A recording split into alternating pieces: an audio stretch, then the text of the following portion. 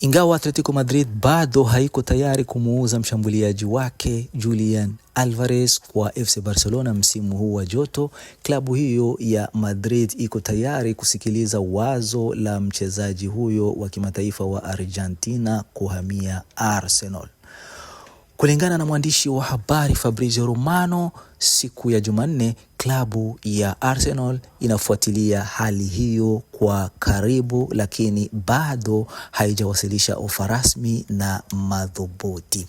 Ili kuchukua hatua, mabingwa hao watetezi wa ligi ya Uingereza wanasubiri ishara kutoka kwa mshindi huyo wa kombe la dunia la mwaka 2022 ambaye anaendelea kuweka kipaumbele cha kuhamia Barcelona kuliko chaguo jingine lolote.